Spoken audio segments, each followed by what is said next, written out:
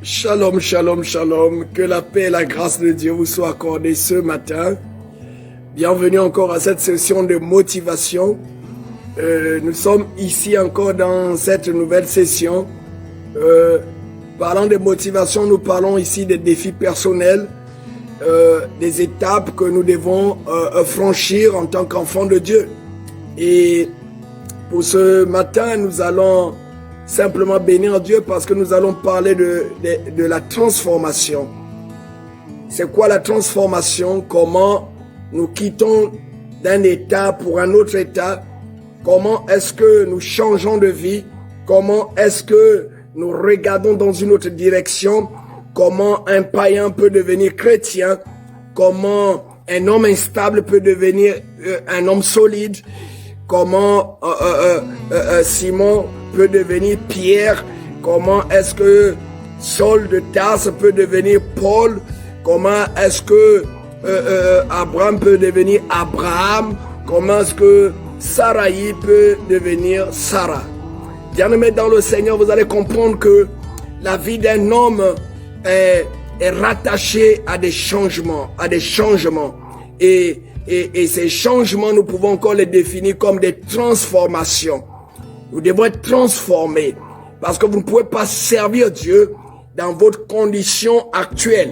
Vous ne pouvez pas donner votre vie au Seigneur sans un changement radical, sans une transformation véritable. Parce que nous sommes des hommes faits de chair et de sang. Mais le Dieu que nous servons est plein de bonté par son esprit. Et la Bible va dire ceci au livre de 2 Corinthiens, au chapitre 5, à partir du verset 17. Nous sommes sur la transformation. C'est une motivation. Pendant que tu t'abonnes à notre chaîne YouTube, pendant que tu te connectes et que tu partages ces paroles de motivation sur des défis personnels, en fait, tu fais avancer le royaume de Dieu. Nous disons 2 Corinthiens, chapitre 5, à partir du verset 17.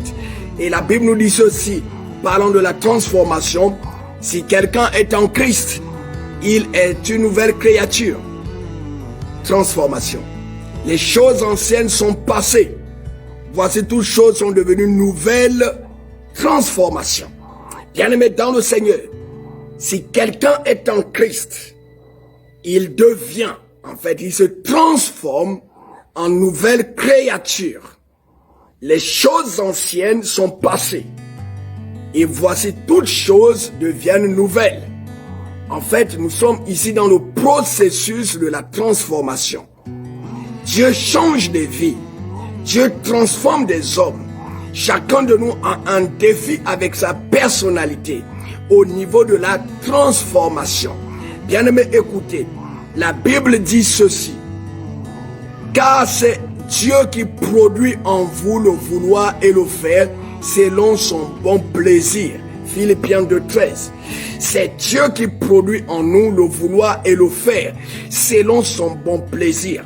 En d'autres termes, la transformation est une action divine dans l'homme, dans l'humain que nous sommes.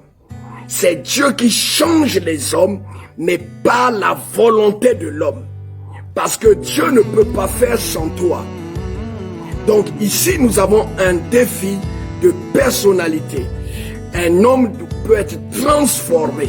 Vous allez voir quand nous regardons le miracle, le premier miracle de Jésus aux noces de Cana. Nous allons voir que l'eau est transformée en vin.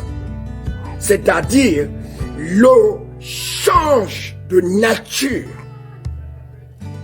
Et quand un homme est transformé, il quitte de l'homme animal, de l'homme charnel, et révèle l'homme nouveau qui ne naît que de Dieu, de l'esprit. Et c'est ce qui va t'aider non seulement à t'améliorer dans ta vie, à voir la vie autrement, parce qu'un homme transformé est un homme changé. Si on peut parler simple. Un homme transformé est un homme changé. Et je doute de ce christianisme qui est en toi, où depuis que tu as rencontré le Seigneur, il n'y a pas de changement ou de transformation dans ta vie. Parce que Le premier signe du contact divin, c'est la transformation. C'est pourquoi il dit ceci. En Jean chapitre 3, à partir du verset 7, parlant à Nicodème, docteur de la loi, il dit ceci. Ne t'étonne pas que je t'ai dit, il faut que vous naissiez de nouveau. Bien-aimé, écoutez. Tant qu'un homme ne naît de nouveau, il ne peut voir le royaume de Dieu. Tant qu'un homme n'est pas transformé, il ne peut pas rencontrer le Seigneur. Peu importe ton style de prière, peu importe tes actions, tes sacrifices, mais le changement, la transformation va t'aider à t'approcher du Seigneur. Parce que Dieu a une nature et des hommes ordinaires ne croisent pas Dieu. Il faut des hommes transformés pour croiser le Seigneur. Une femme ordinaire ne fait pas des exploits. Un jeune ordinaire ne fait pas des exploits. Un pasteur ordinaire ne fait pas des exploits. Nous avons besoin d'une transformation pour transformer les autres. Parce qu'il n'y a que ce qui est transformé qui peut transformer.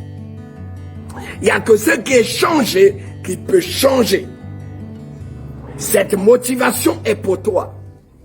C'est pourquoi je bénis le Seigneur.